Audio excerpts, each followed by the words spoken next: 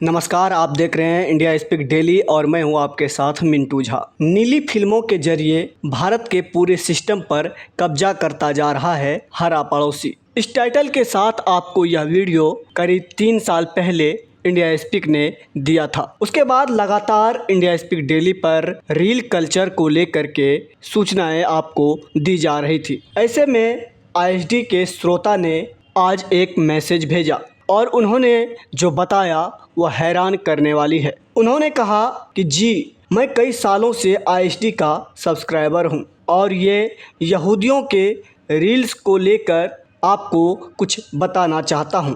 ये वही नेक्सस है जो हमारे समाज की स्त्रियों को जबरन वेश्यावृत्ति की ओर धकेलता जा रहा है। ये रील्स के चक्कर में गुरुग्राम में लखपति दीपक यादव की इकलौती बेटी को कैसे जिहादियों द्वारा जाल में फंसाकर रील बनाई गई।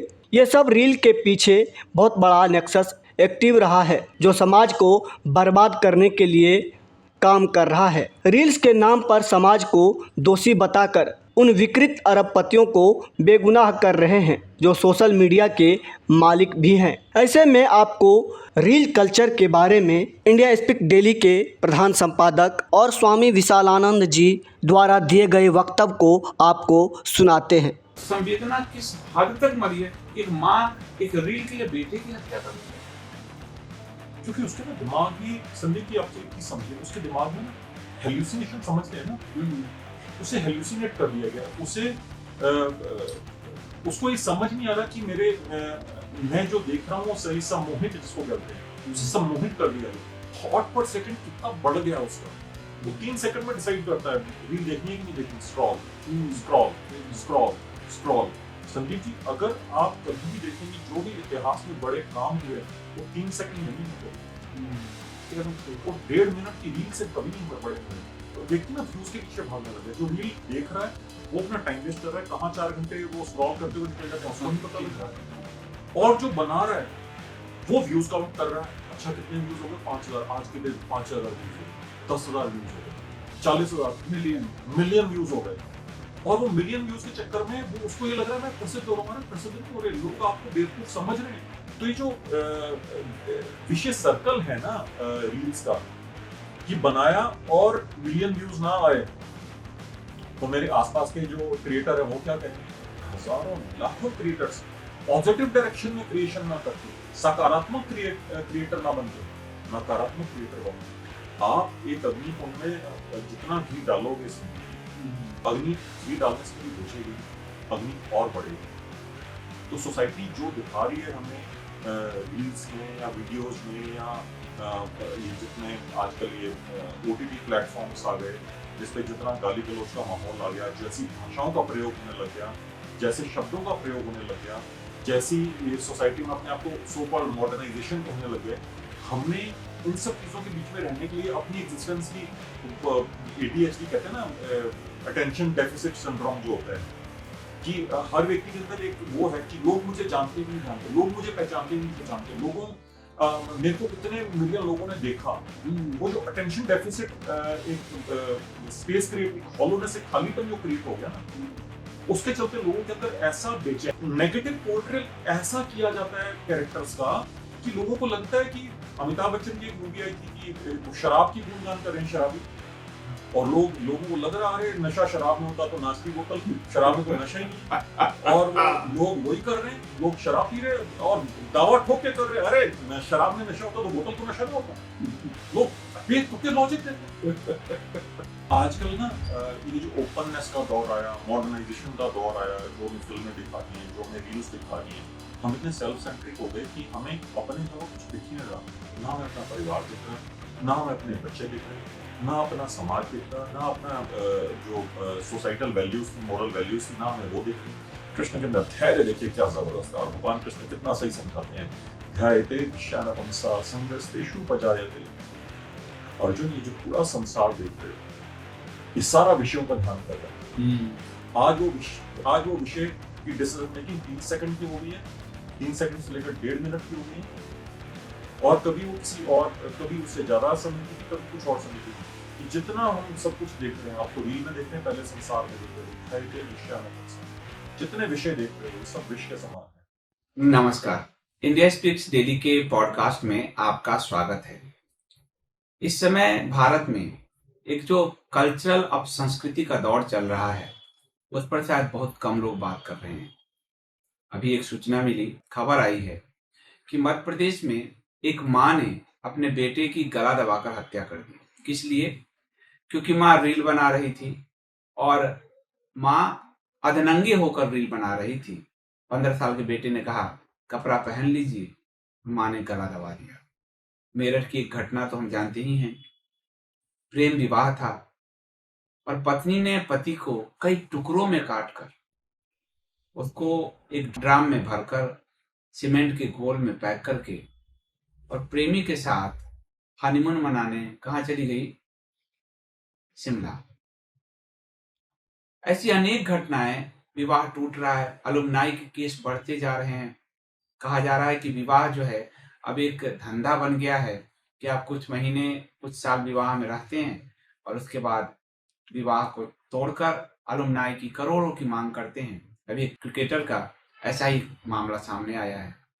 यह जो अपसंस्कृति बढ़ रही है भारत में, जिसके कारण एक पूरी पीढ़ी विवाह करने से डर रही है, एक पूरी पीढ़ी रील कल्चर की दीवानी हो गई है। ऐसा लग रहा है जैसे भारत एक बाजार बन गया है। ऐसे में मुझे लगता है कि आध्यात्मिक दुनिया इस अपसंस्कृति को सही कर सकती है और ये अपसंस्कृति क्यों बढ़ रहा है, इसे हम सबको बता सकती है।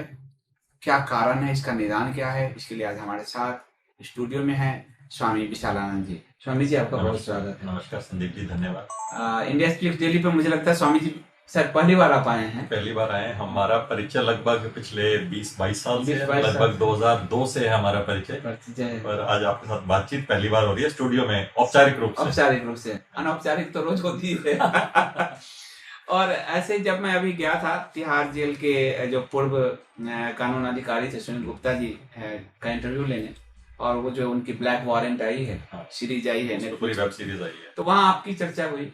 क्योंकि आपको ध्यान होगा दैनिक जागरण में जब हम तिहाड़ जेल कवर करते थे, खूब स्टोरीज करते थे। और स्वामी जी का जो दिव्य ज्योति जागृति संस्थान है, वो जेल के कैदियों में सुधार लाता था, उनके जीवन में सुधार लाता था, और जब वो बाहर निकलते थे तो उनको जॉब भी दिलाता था। स्वामी जी, जेल के कैदियों का तो जीवन आप लोगों ने सुधारा, ये जो संस्कृति है इसमें कैसे सुधार है? आपने बहुत सही बात कही संदीप जी। जेल के कैदियों में सुधार के एक बार मेरी गुरु महाराज जी से बात हो रही थी, गुरुदेव आशुतोष महाराज जी से। महाराज जी ने कहा, तुम्हें पता है, कभी तुमने ध्यान दिया है कि कैदियों में इतनी आराम से परिवर्तन क्यों आ जाता है और बाहर के समाज में इतनी आसानी से परिवर्तन क्यों नहीं आता है? नहीं महाराज, मैंने कहते कभी ध्यान से देखना, उनके पास फोन के साधन उपलब्ध नहीं है। उनके पास ये जो आजकल कंप्यूटर पे ये जो सारा चल रहा है, जितना उस समय सोशल मीडिया इतना नहीं था, पर महाराज ने कहा जितना ये फेसबुक और तमाम चीजें चल रही हैं, ये नहीं है। और इस कारण से उनका जो माइंड डिस्ट्रैक्ट होता है, जो भटकता है मन, वो कम भटकता है। अब उनके पास ये साधन भी नहीं है कि वो उठा के किसी को फोन कर लें, किसी से बातचीत कर लें, वो बंद है। और बंद में क्या होता है, उनके पास घूम फिर के एक साधन आता है, तो चलो बैठे, खाली बैठने बातचीत करने के बजाय हम ध्यान कर लेते हैं, हम परमात्मा का ध्यान कर लेते हैं, हम गुरुदेव का ध्यान कर लेते हैं। तो ध्यान साधना इसमें तल्लीन हो जाते थे। और जब तल्लीन हो जाते तो आत्मचिंतन भी होता है, आत्ममंथन भी होता है। और जब मंथन होता है तो आपको पता है कि छाछ अलग हो जाती है, मक्खन अलग हो जाता है। सही बात। तो विचारों का मंथन भी जब होता है तो आपके शुद्ध विचार अलग हो जाते हैं, और जो नीच विचार है वो अपने आप नीचे को बहते चले जाते हैं। तो गुरबाणी में कहा ना, मन तू ज्योत स्वरूप है अपना मूल पहचान। जो मन पानी की तरह नीचे को बहता है, वो ज्योत की तरह ऊपर को उठना शुरू हो जाता है। जो सद विचार है वो ऊपर को उठने शुरू हो जाते हैं। और जब व्यक्ति ध्यान करता है ना, उसे अपनी कमियां खुद नजर आनी शुरू हो जाती है कि मेरे अंदर कितनी कमियां हैं। वो फिर जब कमियां नजर आती हैं, आपको जब तक गंदगी नजर नहीं आएगी तो आप झाड़ू कैसे मारोगे? आप साफ कमरे में झाड़ू नहीं मारते, आप जहां पे गंदगी है आप वहां पे झाड़ू मारते। तो जब आपको कमियां नजर आती हैं, फिर आप उन कमियों पे काम करना शुरू करते हो, फिर उन आदतों को बदलना शुरू करते हो, फिर उन कमियों को सुधारना शुरू करते हो। तो ये एक वो है कि जब व्यक्ति में स्थिरता आती है। पर आज अगर आप समाज में देखें, सोसाइटी में देखें, आज किसी को अगर आप स्थिर बैठे देखेंगे तो आपको लगेगा ये व्यक्ति नकारा है, निकृष्ट है, कर्महीन है, ये जिंदगी में कुछ करना नहीं चाहता। जिसकी जिंदगी में थोड़ा सा ठहराव हो, लोग उसे कहते हैं सीधा ना कह के कि बेवकूफ है, लोग कहेंगे बड़ा सीधा सा है, भोला सा है, लोग इस तरह के शब्द प्रयोग करते हैं। बट तो भोला नहीं है, वो अंतर्मुखी हुआ है। वो काम शायद आपसे आउटपुट आपसे ज्यादा, प्रोडक्टिव आउटपुट आपसे ज्यादा देगा, परंतु वो अंतर्मुखी है, वो आत्मचिंतन करके देता है। अभी आप देखेंगे जिस समाज में, जिस माहौल में हम सब जी रहे हैं, जिस माहौल में हम सब रहते हैं, कितना सोशल मीडिया का हो गया कि आपकी भी रील्स आती हैं, आपके भी शॉर्ट वीडियोस आते हैं, 3 सेकंड के अंदर बंदा डिसाइड कर लेता है मुझे ये रील देखनी है कि नहीं देखनी। उसे 1 से 1.5 मिनट के अंदर पूरी इंफॉर्मेशन चाहिए। आप सोचिए कितना मन, पहले थॉट्स पर सेकंड कितने होते थे? पहले होता था कि 1 मिनट में व्यक्ति को 60 विचार आते हैं, दिन भर में लगभग 60,000 विचार आते हैं, 1 घंटे में 24,000 विचार आते हैं दिन भर में, तो 1 मिनट में अब वो थॉट पर सेकंड कितना बढ़ गया उसका, वो 3 सेकंड में डिसाइड करता है रील देखनी है कि नहीं देखनी, स्क्रॉल स्क्रॉल स्क्रॉल स्क्रॉल। और वो 3 सेकंड में जब डिसाइड करता है तो आप सोचिए उसकी डिसीजन मेकिंग कितनी फास्ट हो गई।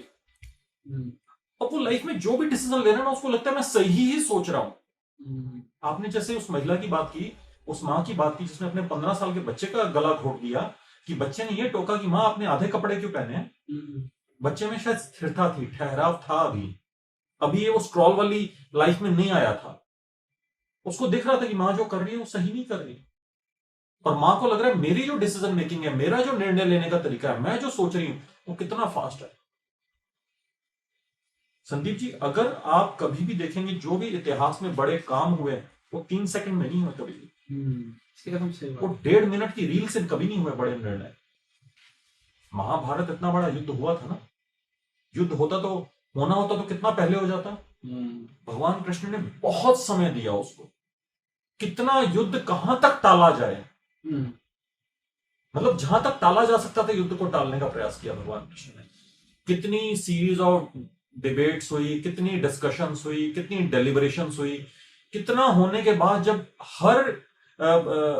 हर किया हुआ प्रयास विफल हो गया, तो भगवान कृष्ण ने कह दिया अब युद्ध निश्चित है, अब तो रण ऐसा होगा जो कभी ना हुआ वैसा होगा, जो इतिहास में कभी ना हुआ वैसा होगा। तो कई वर्ष लग गए थे उसको, लगभग 25-30 वर्ष लग गए थे उस युद्ध को टालने में। 12 वर्ष का अज्ञातवास में पांडु चले गए, और भी कितना कुछ हुआ।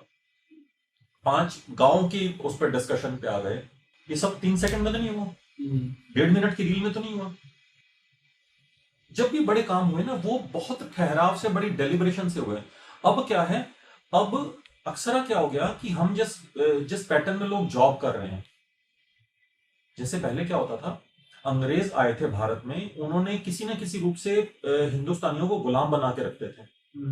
उनके ऊपर अपना एक अफसर बिठा देते थे जो उनको किसी भी तरह से सप्रेस करके रखता था, चाहे वो नीतियों के द्वारा, चाहे वो डर के द्वारा, चाहे वो लालच के द्वारा, किसी भी तरह से उसको सप्रेस करके रखता था।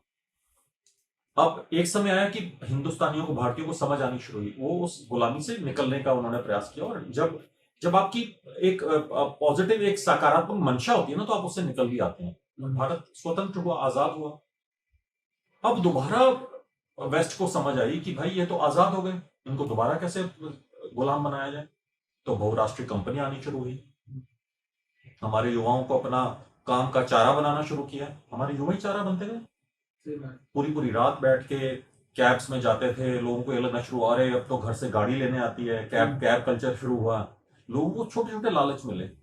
वहां पे रात को 2 बजे कैंटीन लगी हुई है, खाना खा रहे हैं, बुफेज लगे हुए हैं। लोगों को लगा अरे पहले तो हम कभी शादी में जाते थे तो ऐसा खाना खाते थे, अब हर रोज आपकी कैंटीन में ऐसा खाना मिल रहा है। वो युवाओं को छोटे छोटे पेनी स्टेक लालच होते हैं ना, छोटी छोटी पेनीज के, 1-1 पैसे के लालच ये दिए गए। जिस समय आम व्यक्ति को 10-12 हजार रुपए तनख्वाह अच्छे व्यक्ति को मिलती थी, कॉल सेंटर में कॉल लेने वाले, जैसे रिसेप्शनिस्ट होते हैं, कॉल लेने वाले बच्चों को 15-15 हजार उस समय तनख्वाह देनी शुरू की। अंग्रेजी बोलनी सिखाई, अंग्रेजी फिल्में दिखानी सिखाई, और उनको धीरे धीरे अपना चारा बनाते गए। हाल में आपने एक पढ़ा होगा, एक भारत के बहुत बड़े पूंजीपति, उन्होंने कहा 70 आवर्स वर्क वीक होना चाहिए, 70 घंटे से 90 घंटे सप्ताह में काम होना चाहिए। तो आप सोचिए, वो जो छुपी हुई मंशा थी उन कंपनीज की, वो सामने आ गई ना, स्पष्ट हो गई ना। वो कब तक छुपाएगा, कब तक एक पर्दे के अंदर रहकर काम करेगा? वो स्पष्ट हो गया कि हमारी मंशा क्या थी। हमारी मंशा आपकी डेवलपमेंट नहीं थी, आपकी ग्रोथ नहीं थी, हमारी मंशा अपनी ग्रोथ थी। हम अपनी कंपनी को बड़ा करना चाहते थे। आप तो सिर्फ हमारे गुलाम हो, आप तो हमारे वो बैल हो जिनको हमने बैलगाड़ी पे या हल पे जोता हुआ है। बस आप हमारा खेत जोतते जाओ और आपको वो चारा मिलता जाएगा। हमें उस मुंह में बस वो कहते हैं ना, गधे का आगे कैरेट रख दिया और कैरेट के लालच में गधा आगे चलता जा रहा है और उसको कैरेट तक कभी, गाजर तक कभी पहुंच ही नहीं रहा, डंडे से लटकाई हुई वो है। तो इंसान की वो इच्छा कभी पूरी हो ही नहीं रही और इंसान उस लालच में आगे बढ़ता ही जा रहा है। तो समझ नहीं आ रही कि मैं जा कहां रहा हूं। तो स्वामी जी, ये जो मतलब आपने ये तो सही कहा कि लोगों के पास समय ही लोगों का छीन लिया उन्होंने, 3 सेकंड में डिसीजन हो गए। पर ये जो अधगंगा कल्चर, मतलब हमारे यहाँ एक संस्कृति थी, माँ बेटे बहन, हम घर में एक अलग तरह का माहौल होता था। आज माँ अधनंगा होकर नाच रही है, बेटा कह रहा है कि थोड़ा कपड़े तो पहन लीजिए, तो बेटे का गला घोट रही है। मतलब ये कितना संवेदना किस हद तक मरी है कि एक माँ एक रील के लिए बेटे की हत्या करने लगी। क्योंकि उसके ना दिमाग में, संदीप जी आप एक चीज समझिए, उसके दिमाग में ना हेल्यूसिनेशन समझते हैं ना, उसे हेल्यूसिनेट कर दिया गया। उसको ये समझ नहीं आ रहा कि मैं जो देख रहा हूं वो सही, सम्मोहित जिसको कहते हैं, उसे सम्मोहित कर दिया गया। उसे लग रहा है कि मेरी रील के अगर व्यूज ना आए, अब वो व्यक्ति ना व्यूज के पीछे भागने लग गया। जो रील देख रहा है वो अपना टाइम वेस्ट कर रहा है, कहां 4 घंटे वो स्क्रॉल करते हुए निकल जाते हैं उसको नहीं पता लग रहा है। और जो बना रहा है वो व्यूज काउंट कर रहा है, अच्छा कितने व्यूज हो गए, 5000, आज के दिन 5000 व्यूज हो गए, 10,000 व्यूज हो गए, 40,000, मिलियन व्यूज हो गए।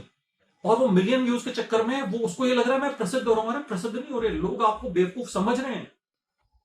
आप जो इतने सेल्फ सेंटर्ड हो गए ना, आप सिर्फ अपने और अपने बारे में सोच रहे हो। मतलब मेरी एक किसी से बात हुई, एक व्यक्ति थे बॉम्बे के, फिल्म इंडस्ट्री में जॉब करते थे।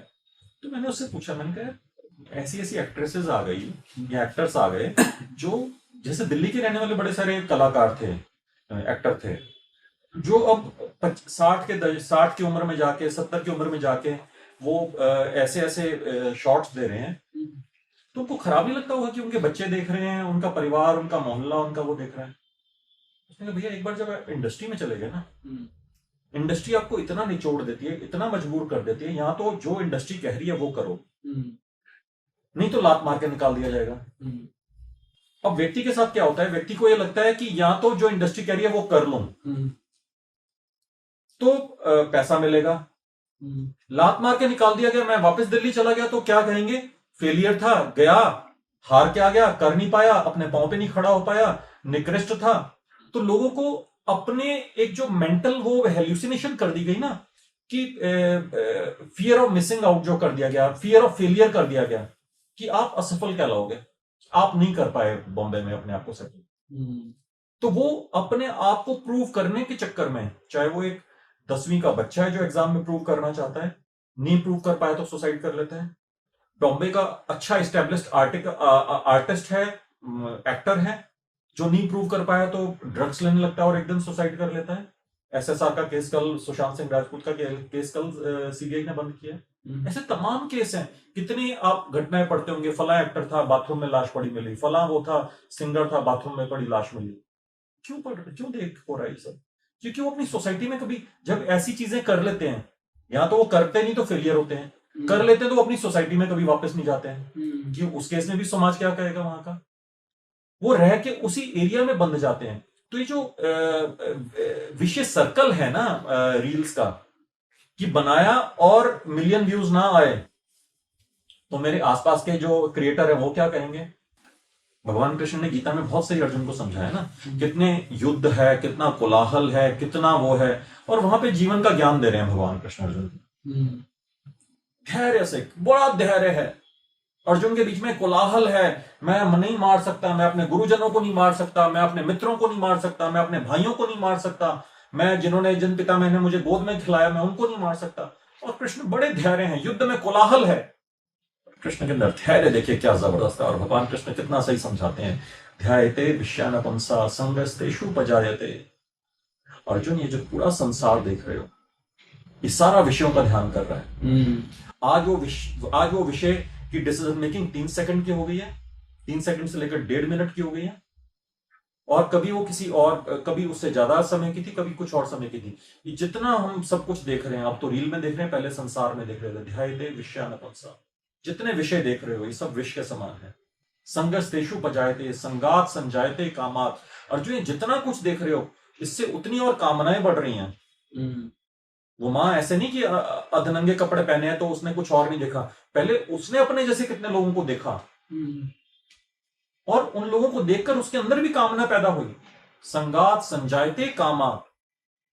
और जब कामना होती है और फिर कामना को पूरी करने चलते हैं, और कामना जब कई बार हमारी अपनी कामना नहीं पूरी हो पाती, हमारे अंदर इरिटेशन फ्रस्ट्रेशन आने लग जाती है बहुत ज्यादा। कामात क्रोधो विजायते। जब कामनाएं पूरी नहीं होती तो क्रोध आता है, ये मैं करने चाह रही हूं, ये बच्चा मुझे करने नहीं दे रहा, जैसा इस मां के साथ हुआ। संगात संजायते कामात कामात क्रोधो विजायते। इस कामना के कारण से उसके अंदर क्रोध आया, उस मां के अंदर। अब इसकी बात, इस मां की जो आपने गुणा का केस बताया, इसकी चर्चा भगवान कृष्ण ने की है 5000 साल पहले गीता में। क्रोधाद भवति सम्मोहात्। अब जब क्रोध आ गया तो सम्मोहित हो गया। अब उसका दिमाग डिसीजन मेकिंग जो सोच रही है ना, मैं जो निर्णय ले रही हूं, मैं जो कर रही हूं सही है, उचित है, मैं सही दिशा में जा रही हूं, वो सम्मोहित है, उसको पता ही नहीं। एक व्यक्ति को नशा करा दो, उसको पता ही नहीं होता सही क्या है, भांग खिला दो, अफीम चटा दो, उसको पता ही नहीं सही है क्या है, गलत क्या है। होली पे ऐसे बड़े बेवकूफ देखे थे ना सड़कों पे चलते हुए, नशा करके हंसे जा रहे हैं, उनको पता ही नहीं क्यों हंस रहे हैं। ये सम्मोहन है। क्रोधाद भवति सम्मोहात् सम्मोहात् स्मृति भ्रंशा। सम्मोहन ने आपकी स्मृति, आपके विवेक को नाश कर दिया। स्मृति भ्रंशाद बुद्धि नाशा। जब स्मृति का नाश हुआ तो बुद्धि का नाश हुआ। बुद्धि नाशा प्रणश्यति। और जब बुद्धि का नाश हुआ तो व्यक्ति का विनाश हुआ, व्यक्ति विनाश के पथ पे चल पड़ा। तो आज हजारों लाखों क्रिएटर्स पॉजिटिव डायरेक्शन में क्रिएशन ना करके, सकारात्मक क्रिएटर ना बनके नकारात्मक क्रिएटर बने हुए हैं, नकारात्मक दिशाओं में काम कर रहे हैं, और ये एक्सपोजर में लगे हुए हैं, अपने बॉडी एक्सपोजर में लगे हुए हैं, जिसको ये सब तमाम चीजें देख रहे हैं, इससे कहीं पहुंचने वाले नहीं है। वो था रणदीप अलाहाबादिया, उसपे भी मामला इतना बड़ा गर्म। वो माँ पिता के सेक्स संबंध में बात कर रहा है, मतलब ये किस लेवल का जा रहा है। मतलब अब संस्कृति एकदम, मुझे लगता है एकदम रूट में घुसती जा रही है। क्योंकि ये हो गया ना, आपने घोड़े दौड़ाने शुरू कर दिए, बट घोड़े की जो लगाम थी अपने हाथ में रखनी थी, आपने घोड़ों की लगाम ही अपने हाथ में नहीं रखी। आप वो अर्जुन है जो कृष्ण रूपी रथी के बिना चल रहा है। अगर आपके पास कृष्ण रूपी रथी नहीं होगा तो आपका रथ किसी भी दिशा में जाएगा। अलाहाबादिया के साथ यही हुआ। तो ये तमाम चीजें हमारे जो बुद्धि के घोड़े हैं, हमारे जो विवेक के घोड़े हैं, हमारे जो कर्म के घोड़े हैं, इनको संभालने के लिए भी हमें साथ में कृष्ण रूपी गुरु चाहिए, जो आपका मार्गदर्शन तो कर सके कि आप सही दिशा में जा रहे हो नहीं जा रहे। आप सिर्फ पैसा कमाने के लिए इतने अंधे हो गए कि कोई आपको 90 घंटे की वर्कफोर्स बनाना चाहता है, कोई आपको 70 घंटे की वर्कफोर्स बनाना चाहता है, कोई आपको 1.5 मिनट की वर्कफोर्स बनाना चाहता है, और आप उसके पीछे पागल हो रखे हो। आपको समझ नहीं आ रहा, आपके आसपास से जैसा पीयर प्रेशर आ रहा है। मैं तो तमाम इतना जेलों में इतने साल काम किया संदीप जी, आप हैरान होंगे, जेल में कैदी फिल्में देखकर क्राइम की दुनिया अपना लेते थे। मैं पहले भी एक पॉडकास्ट में सुनाया, एक शाहरुख खान की कोई फिल्म आई थी कि उसका कर्म से बड़ा कोई ईमान से बड़ा कोई कर्म नहीं है, और कर्म से बड़ा कोई पूजा नहीं है, कुछ ऐसे करके उस इबादत नहीं है। वो रईस थी, और लोग उसको देख के मर्डर कर रहे हैं। बताइए, लोग उसको देख के नेगेटिव पोर्ट्रेल ऐसा किया जाता है कैरेक्टर्स का कि लोगों को लगता है कि अमिताभ बच्चन की एक मूवी आई थी कि शराब की गुणगान कर रहे हैं शराबी, और लोगों को लग रहा अरे नशा शराब में होता तो नाचती बोतल, शराब में तो नशा ही नहीं है, और वो लोग वही कर रहे हैं, लोग शराब पी रहे हैं और दावा ठोक के कर रहे हैं अरे शराब में नशा होता तो बोतल को नशा ना होता। लोग बेतुके लॉजिक देते हैं। बेतुके लॉजिक का तक दौर चल चुका है, और याद से नहीं चल रहा है, बहुत लंबे समय से। फिल्मों में ये हुआ कि जो नेता आएगा, जो अभिनेता आएगा, जो वो आएगा, वो जो कर रहा है वो मतलब अगर पार्लियामेंट में आया तो वो चोर ही है। ये एक दौर आ गया था और फिल्मों ने किया था। कि अमीर आएगा, गरीबों की बस्ती उजाड़ेगा, यहाँ पे बड़ी इमारत बनाएगा। उसमें कभी ये नहीं बताया गया कि भाई इमारत बना के जो बस्ती में बैठे हैं इनको भी फ्लैट देगा, इकोनॉमिक वीकर सेक्शन वाले जो फ्लैट मिलेंगे वो इनको भी मिलेंगे। ये कभी नहीं बताया गया। बस ये बताया कि ये झुग्गी उजाड़ देगा हमारी, और उसको झुग्गी में रहने में मजा आने लग गया था। एक सुअर का बच्चा है जो बेचारा गंदगी में पैदा, उसको गंदगी रहने में मजा आ रहा है। अमीर आदमी उसको ला के अपने बिस्तरे पे रखता है, उसको अच्छे अच्छे पकवान बना के खिलाता है। आज पनीर बना के खिला रहे हैं, आज वो खिला रहे हैं, वो बेचारा उदास है, कमजोर होता जा रहा है सुअर का बच्चा। जैसे ही उसको छोड़ा वो घर से भाग गया, छपाक से नाली में छलांग लगाई और खुश हो गया। तो वो रहना ही नहीं चाहता उस वातावरण में। आप कैसे उसको पढ़ाओगे, कैसे उठाओगे, कैसे उसको कहोगे कि इस बोर्ड से बाहर निकालो, उस बोर्ड से बाहर निकालो, इसका उत्थान करते हैं, इसका ये करते हैं। वो करना ही नहीं चाहता अपना, उसकी जेनेटिक प्रॉब्लम है उसके साथ। और ये जो इस तरह का माहौल बना कि एक पति पत्नी जिसमें प्रेम है, और उसके पति आता है, पति अच्छा जीवन शैली दे रहा है उसको, विदेश में कमा रहा, अच्छे कपड़े सब कुछ दे रहा है, और वो आता है उसके जन्मदिन पर बाहर ब्रिटेन से, और पत्नी एक ऐसे प्रेमी के साथ मिलकर मारती है जिसके पास जॉब नहीं है, जो नशेड़ी है, जो देखने में बिल्कुल फुकरा जैसा लग रहा है। पति स्मार्ट है, सब कुछ है, और उसके बाद मार के उसको कई टुकड़ों में काट कर वो ड्राम में रखती है, फिर वो मतलब शिमला जाती है और उस पागल प्रेमी के साथ नाच रही है। तो ये क्या है कि एक अच्छा सेटल जीवन जो दे रहा है, और दूसरी तरफ नशेड़ी है जो कुछ नहीं कर, न जॉब है न कुछ है। उसके घर में जब गई मीडिया की टीम या पुलिस, शराब की बोतलें पड़ी है, बियर की बोतलें पड़ी है, जो उसका प्रेमी है वहां फ्रीमेजन सोसाइटी के ट्रायंगल्स बने हुए हैं, कुछ तंत्र कर रहा है। तो ये जो मन है ये क्या चाहता है? एक अच्छा स्थिर लाइफ की जगह उसने एक ऐसा लाइफ चुना, एक ऐसा लाइफ पार्टनर चुना जो नशेड़ी है। ये कहाँ से आ रहा है ये सब चीजें? क्योंकि आजकल ना ये जो ओपननेस का दौर आया, मॉडर्नाइजेशन का दौर आया, जो हमें फिल्में दिखा रही हैं, जो हमें रील्स दिखा रही हैं, हम इतने सेल्फ सेंट्रिक हो गए कि हमें अपने अलावा कुछ दिख ही नहीं रहा। ना हमें अपना परिवार दिख रहा, ना हमें अपने बच्चे दिख रहे, ना अपना समाज दिख रहा, ना अपना जो सोसाइटल वैल्यूज थी, मॉरल वैल्यूज थी, ना हमें वो दिख रही। और अगर आप वैल्यूज की बात करने जाओगे तो लोग कहेंगे आप हमारे ऊपर मॉरल पुलिसिंग मत करिए, आप बड़े आगे मॉरल पुलिसिंग करने। तो लोग इस तरह की बातें करने लगेंगे। जो ओपननेस का दौर आया, जिसको ये लोग प्रेम कह रहे हैं, जिसको ये कह रहे हैं, ये क्षणिक इन्फेचुएशन है। और ये इन्फेचुएशन आती है और कुछ समय बाद चली जाती है। इसलिए आप देखेंगे पिछले कुछ समय में कितने वो होने शुरू हुए। लोगों ने कहा अरे हम तो ये जात पात को नहीं मानते, हम तो ये पंडित जी जो कुंडली देखते हैं, जो गुण मिलाते हैं, हम इन सबको नहीं मानते, ये तो दकियानुसी हैं, ये तो पंडितों ने शुरू की हुई चीजें हैं, इनको कमाई का धंधा है, ये सब चीजें बना दी। बट रियलिटी ये कि जो लोग धंधा कर रहे थे उसको किसी ने देखा नहीं कि वैलेंटाइन के नाम पे, आर्चीज के नाम पे, या ये कितनी गिफ्टिंग कंपनी ने क्या क्या माल आपको उस धंधे के नाम पे बेच दिया, हजारों करोड़ रुपए का। कि मतलब अगर पूरे देश भर के मंदिर भी लगा लिए जाए, तो पंडितों छोड़ो, देश भर के मंदिर भी लगा लिए जाए तो सबका मिला के इतना खर्चा नहीं जितना खर्चा इन 3 4 5 कंपनियों का होता है, जो आपको गुलदस्ते, फॉन्स एंड पेटल्स के नाम पे बेचते हैं, या आर्चीज के कार्ड्स बेचते हैं, या ये गिफ्टिंग चीजें, गिफ्ट्स बेचते हैं। अब तो दुनिया भर की आ गई ऑनलाइन। तो इन्होंने आपके ब्रेन को इतना आपका इतना ब्रेन वॉश कर दिया कि आपको इन्फेचुएशंस होने लग गई, एक दूसरे के प्रति कामुकता जागने लग गई। और ये कामुकता की कोई एज नहीं है। और लोग कहते हैं ना जितनी कामुकता हो उतना उसको दबाओ नहीं, उसको खत्म कर लो। अरे आप एक अग्नि कुंड में जितना घी डालोगे संदीप जी, अग्नि घी डालने से कभी बुझेगी नहीं, अग्नि और बढ़ेगी।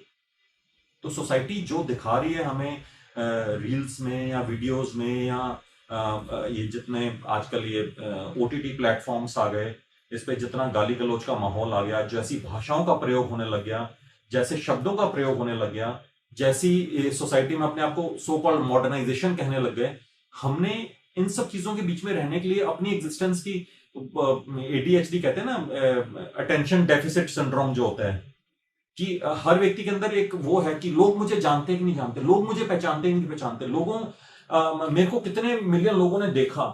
वो जो अटेंशन डेफिसिट एक स्पेस क्रिएट, एक हॉलोनेस, एक खालीपन जो क्रिएट हो गया ना, उसके चलते लोगों के अंदर ऐसा बेचैनी हो गई ना कि अब मुझे लोग पहचाने।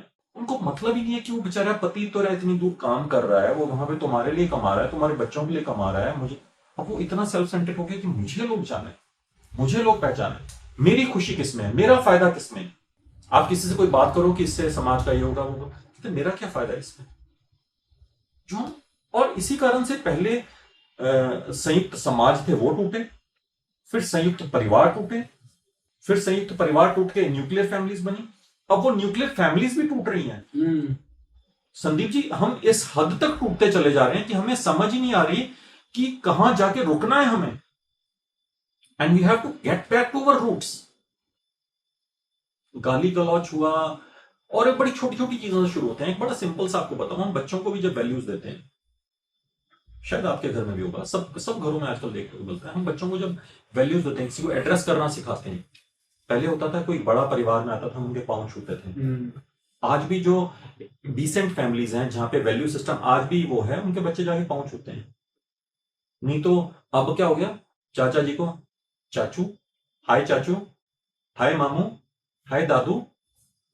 दादाजी है ना, दादू क्या होता है? तो दोस्त थोड़ी, तरह बच्चा थोड़ी है। मामू तो गाली होती थी कि वो मामू बना रहा है।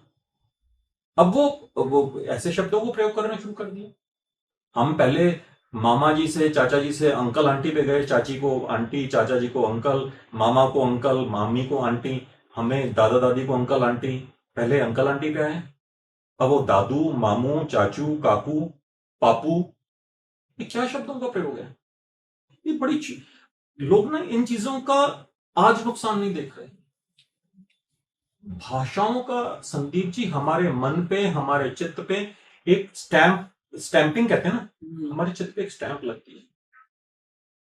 हम जब अपनी भाषा पे, अपने आचरण पे, अपने जो व्यवहार है, अपने जो शब्द जो हम परोस रहे हैं, हम जब उन पर फोकस नहीं करेंगे, आगे चल के सारी चीजें डिटीरियोरेट होती चली जाएंगी।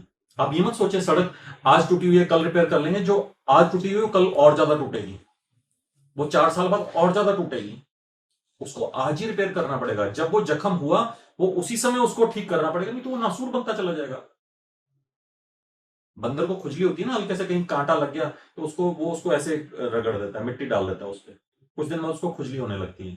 वो फिर उसको खुजली करने में मजा आने लगता है, वो उसको रोज खुजाता है बंदर, खुजाते खुजाते खुजाते खुजाते वो जख्म बन जाता है। अब बंदर को और अच्छा लगता है, बट उसको जख्म से पेन हो रही है, बट उसको आसपास ना जहां पे जख्म कच्चा होता है वहां उसको खुजाने में मजा आता है। और एक दिन खुजाते खुजाते उसी वो इतना बड़ा नासूर बन जाता है, उसी से उस बंदर की मौत हो गई। बड़ी छोटी सी बात है। कल परसों मेरी किसी से बात हो रही तो वो बड़ा अंग्रेजी में भाषण दे रहे थे। Lord Rama came to when lord Rama went to अयोब forest and he said this. Rama क्या होता है? If I go to your culture, अगर मैं आपके समाज में आऊं, will I call you mister John, will I call you Johna? कहते नो नो आई एम, वो मुझे भी कह रहे। सो जब मुझे इंट्रोड्यूस कर रहे, स्वामी विशालानंदा इज अमंग अस, मैं no, Vishalanand is among us, it's not Nanda, it is Nand. कहते have I said anything wrong? मैं कहा what will happen if I call you Johna? You will like na that I call you Mr. John. I say yes. I say you call me Vishalanand, not Nanda. It is not Vivekananda. It is Vivekanand. It is Bhagwan Ram. It is Bhagwan Krishna. तो मैंने उनको समझाया हमारी संस्कृति, हमारी संस्कृत, हमारी भाषा इतनी गहरी है, और इसकी अगर रूट्स देखेंगे, इसका अगर जड़ें देखेंगे, पूरी दुनिया में इतनी दूर दूर तक फैली हुई हैं। संदीप जी, विषय से थोड़ा सा हटकर है, परंतु जब हमारी संस्कृत भाषा में लास्ट में अ लग जाता है ना, अ की मात्रा लग जाती है, तो उसका अर्थ हो जाता है जो उसको समर्पित है, जो उसको प्रेम करता है, जो उसका प्रेयसी है। जैसे राम, रामा। रामा शब्द किसके लिए यूज होता है, किसके लिए प्रयोग होता है? मां सीता के लिए। जब आप रामा बोलेंगे मतलब राम नहीं, रामा बोलेंगे मतलब सीता। शिव और शिवा जब बोलेंगे तो शिवा मतलब मां पार्वती। जब कहते हैं ना देह शिवा वर मोहे है, शुभ कर्मण ते कबहु ना डरूं, तो जब शिवा कहा तो वो भगवान शिव को नहीं कह रहे, वो मां पार्वती गौरी की आराधना कर रहे हैं, वो शक्ति की आराधना कर रहे हैं। हे शक्ति, मुझे वर दे कि मैं शुभ कर्मण से कभी ना डरूं, मैं उससे कभी ना झुकूं। तो देह शिवा मतलब वो अंग्रेजी नहीं कह रहे, देह अंग्रेजी में नहीं कहा कि Lord Shiva give me this वरदान। वो कह रहे हैं शिवा मतलब पार्वती को कह रहे हैं, गौरी को कह रहे हैं, शक्ति को कह रहे हैं। ऐसे कृष्णा मतलब द्रौपदी, जो उनको प्रेम करती थी। आपने एक टीवी पे सीरियल आया था चाणक्य, बहुत पहले, डॉक्टर चंद्र प्रकाश द्विवेदी का, देखा होगा। वो पूछते हैं, बालक तेरा नाम क्या है? तो कहते हैं, मैं चणक पुत्र चाणक्य। चाणक्य का जो पुत्र हुआ, the one who belongs to Chanak is Chanakya, Vishnugupta Chanakya, है ना? तो चाणक्य जहां पे आ लग गया, मतलब उसका पुत्र या उसके अर्धांगिनी या उसको प्रेम करना, उसको जो समर्पित है वो,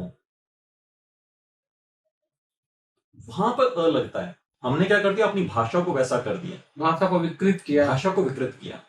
और विकृत सिर्फ इसमें, तो बहुत सारे पक्ष हैं अगर हम अपने देश में, अपने समाज में, अपने उसमें देखने जाएं।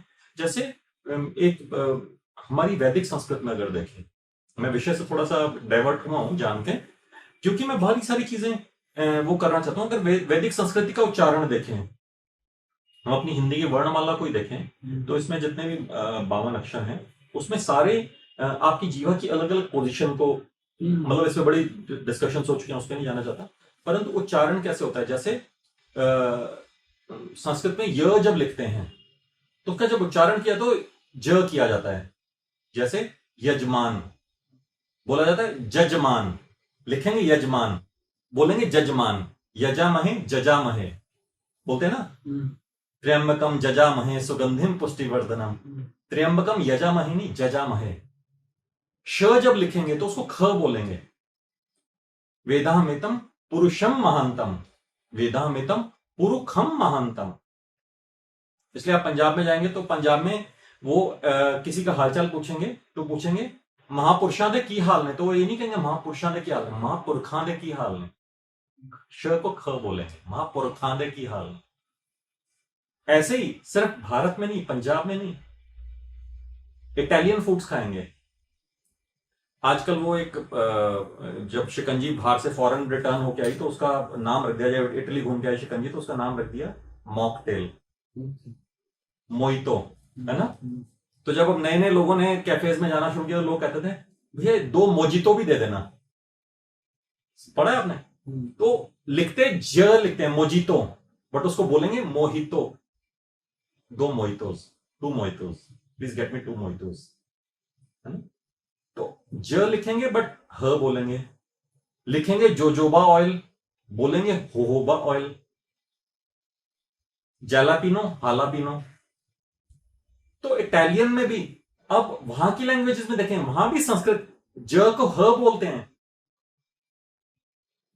तो ये चीजें सिर्फ भारत में नहीं, अब पूरी दुनिया में देखें। पाकिस्तान, स्थान नहीं है, स्थान कोई शब्द नहीं है किसी भाषा में।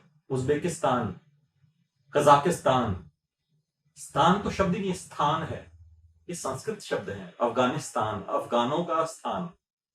पाकिस्तान मतलब जो पाक है, वो स्थान जो पाक है, स्थान संस्कृत शब्द है। उज्बेक संस्कृत शब्द है। अब लोग कहने लगे, अरे वीट तो बाहर से आई थी, टमाटर बाहर से आए थे। अभी मैं ऐसे ही एक वीडियो देख रहा किसी की, तो ये सब्जियां बाहर से आई थी, टमाटर भी बाहर से आए थे, भिंडी भी बाहर। अरे जिस जिस देशों का नाम ले रहे हो, वहां तो ये चीजें होती नहीं, वहां तो खेती नहीं होती, वहां तो पानी नहीं है। कहां से फसल उन्होंने कर ली वहां पे? कि समोसे थे, समोसे तो उज्बेक से आए थे। उज्बेक से कहां से आए थे भाई? वहां आलू नहीं, वहां पे गेहूं नहीं, वहां पे गेहूं से बना हुआ मैदा नहीं, कहां से वहां से आ गए? आप 400 साल पुरानी संस्कृति वहां के उठा के देख लो, बंजर थी, आज भी बंजर है वो जमीन, 12 महीने बर्फ जमी रहती है। तो मतलब लोगों ने ना कुछ भी जो किताबों में पढ़ाया, जो अधिक कच्चा पक्का पढ़ाया, उसको वो बना दिया, पॉइंट ऑफ रेफरेंस बना दिया। उस पॉइंट ऑफ रेफरेंस को देके वीडियोस बनने लगे, पॉडकास्ट बनने लगे, उस पॉडकास्ट को रेफरेंस देके टीवी सीरीज बनने लगे, टीवी सीरीज का रेफरेंस देके नई बुक्स लिखे जाने लगी, उन बुक्स का रेफरेंस देके हिस्ट्री पढ़ाई जाने लग गई, और ये कच्ची पक्की हिस्ट्री हमारे इतिहास में हमें परोस दी गई। तो कहते हैं ना, जिसकी तलवार होती है, कलम उसी की चलती है। सही बात है। तो मैं फिर से रूट पे आता हूँ कि पति पत्नी के रिश्तों में देख रहा हूँ, एक हत्या वाली बात आई। उसके बाद अभी आप देखेंगे कि एलिमनी का बहुत मुद्दा आ रहा है। ऐसा लग रहा है कि विवाह को एक बिजनेस बना लिया है। बड़े, अगर आप कुछ क्रिकेटर्स हैं, उनका नाम लेना ठीक नहीं है, लेकिन उनकी पत्नियों ने कुछ महीने, कुछ साल विवाह रखा, कोई 5 करोड़ ले रहा है, कोई कुछ ले रहा है। अभी एक और बात अभी आई कल परसों, पत्नी अपने पति को कह रही कि मेरे साथ वो कहती थी संबंध बनाने पर हर रात 5,000 रुपए दोगे तब संबंध बनाने ये देंगे। कल न्यूज आई है। अगर ये हो क्या रहा है? मतलब विवाह को वास्तव में ये मतलब कहना ठीक नहीं है, लेकिन विवाह एक संस्कार, पूरी संस्कृति थी हमारी, उसको एक प्रोस्टिट्यूशन जैसा व्यवहार क्यों किया जा रहा है? ये कहाँ से आ रहा है ये चीज? आपने बहुत सही बात की। मुझे आपकी बात करते एक बड़ी पुरानी घटना याद आई। मैं अपने गुरुदेव के पास बैठा, आशुतोष महाराज जी। आशुतोष महाराज जी के पास, और महाराज जी ने ऐसी किसी ने पूछा कि महाराज जी परिवार वाले शादी का बड़ा प्रेशर बना रहे थे कि करूं कि ना करूं। उन्होंने पूछा परिवार में कौन कौन है, कैसा है। फिर महाराज कहते अभी रुक जाओ, कुछ समय बाद तुम्हें बता देंगे, कुछ समय बाद दोबारा मुझसे चर्चा करेंगे। तो महाराज जी के पास हम बैठे थे, तो हमारे मन पे भी चेहरे पे प्रश्न चिन्ह आ गया कि मना क्यों किया, और कुछ समय बाद बता देंगे, इसके पीछे क्या रहस्य है। तो मन में प्रश्न चिन्ह आया, तो मैंने महाराज जी कुछ पूछना चाहता है, महाराज जी पूछना नहीं चाहता। तो मैंने ऐसे इशारा कर दिया, नहीं तेरे मन में प्रश्न होगा ना कि हमने मना क्यों कर दिया। है मैंने पिछले 2-3 बार में भी देखा कि मना कर दिया आपने, और पहले आपने पूरा पूछा कौन है, कैसे होता है, तुम्हारी संस्कृति क्या है, कैसे क्या तुम्हारी फैमिली में क्या प्रचलन है, और फिर आपने उसके बाद कहा कि अभी रुक जाओ। तो हमारे कहते हैं कि जो विवाह है ना, वो एक वैदिक अनुष्ठान है। लोगों ने उसको क्या किया, सांस्कृतिक कार्यक्रम बना दिया कि लड़का भी शराब पिएगा, लड़की भी शराब पिएगी, जितने गेस्ट आ रहे हैं वो भी मांस मज्जा खाएंगे, और उसके बाद खूब शराब पिएंगे, फिर खूब डांस करेंगे, डीजे लगेगा और खूब डांस करेंगे, और फिर उसको पूरा मजाक बना देते हैं।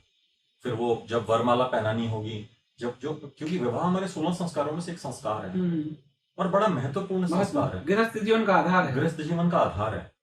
तो जब वरमाला पहनानी होंगी तो वो लड़के को ऊपर उठा लेंगे, इधर लड़की को ऊपर उठा लेंगे, डालने नहीं देंगे और मजाक बना देंगे। और उसके बाद फिर अग्नि के फेरे होते हैं। जब अग्नि के फेरे होते हैं, 7 फेरे होते हैं, तो लोग उसमें भी मजाक उड़ाएंगे, देख ले भाई अभी भी मौका है, पीछे हट जा। ये पंडित जी एक एक करके लकीर कटवाते हैं कि ये संकल्प लेना है, ये संकल्प लेना है, ये संकल्प लेना है। लोग उसका सब साथ बैठे हुए रिश्तेदार और दोस्त और सब मित्र मजाक बना रहे होते हैं, जूते चुरा लो, ये कर लो, वो कर लो, उसको एक कॉमेडी शो बना के रख देते हैं, और हर एक में कॉमन हो रहा है, और सालों से यही हो रहा है कि अंदर आएंगे, फीता काटेंगे, फिर उसका पैसा मांगेंगे, हर चीज, मतलब वो एक सौदेबाजी पूरी दिख रही होती है। अब हमारे कहते हैं ये होता वास्तव में वैदिक अनुष्ठान है। विवाह को बिल्कुल उसी तरह से लिया जाना चाहिए जैसे यज्ञ हो रहा है, गंभीरता। और जिस समय आप अग्नि वो करते हो, हमारे वेद शुरू यहां से होते हैं, अग्नि मिले पुरोहितम। अग्नि को हमारे यहाँ ईश्वर का रूप माना गया है कि जब एक वैदिक ब्राह्मण अग्नि प्रज्वलित करता है, वो मंत्रों के द्वारा वहां पे देवी देवताओं का अनुष्ठान के द्वारा उनको वो करता है, आवाहन करता है देवी देवताओं का, और अग्निदेव से आवाहन करता है पहले आप आए, और उसके बाद फिर ब्रह्मांडीय देवी देवताओं को यहां पर प्रकट करें, और उनको साक्षी मानकर उसके आसपास फेरे लेकर आप ये संकल्प धारण करते हो। परंतु जिन्होंने संकल्प धारण करना है, ना तो जो ब्राह्मण वहां पे वैदिक विद्वान जो ब्राह्मण बैठा है वो भी वैदिक विद्वान नहीं होता, वो भी आजकल होता है कि जॉब कर रहे हैं, पार्ट टाइम वो शादियां करा देते हैं, ऐसा चल रहा है आजकल। दूसरा क्या होता है कि वहां पर वो जो करवा भी रहे हैं, जिसने संकल्प धारण करना है उसने भी मदिरा पान किया, उसने भी शराब पी हुई है, दोनों ने, पति पत्नी ने, सो कॉल्ड पति जो बनेंगे टू बी, उन्होंने भी वो किया हुआ है। और ऐसे में होता क्या है कि ना तो उच्चारण सही है, ना वो सही है, और होता क्या है कि हमारे जो वैदिक जो वहां पे ब्रह्मांडीय देवी देवता जिन्होंने प्रकट होना है, वो खुश होने, प्रसन्न होने के बजाय वो रुष्ट हो जाते हैं। और ये इस तरह के विवाह कभी सफल होते ही नहीं, कभी वो ही नहीं होते, सफल ही नहीं हो पाते। वो दुनिया की नजर में एक विवाह हो गया, परंतु आध्यात्मिक विवाह नहीं हुआ। विवाह तो 2 आत्माओं का, 2 परिवारों का, 2 ऐसे कुटुंबों का मिलन है जिनके कर्म संस्कार सब एक दूसरे से मेल करने जा रहे हैं। हमारे पूर्व जन्म के कर्म भी तो है ना, वो भी तो देखिए, वो सारे जो आपस में हम पिता बने, पुत्र बने, भाई बने, बहन बने, सखा बने, ये सब कर्मों का ही तो संबंध है। अब जो जहां पे 2 कुटुंबों का संबंध बनने जा रहा है, दोनों अपने कर्मों का बोझ लेकर आ रहे हैं। हमने पहले तो ये कहा कि हम इसमें जन्मपत्री वगैरह इन सब में विश्वास नहीं करते, फिर हमने कहा कि वो उसको भी हमने मजाक बना दिया, जो 7 संकल्प हमने धारण करने हैं। तो ब्रह्मांडीय जो देवी देवता हैं वो तो रुष्ट होकर जाएंगे, जो अग्निदेव प्रकट हुए वो भी रुष्ट होकर जाएंगे, वो प्रसन्न थोड़ी हो रहे हैं।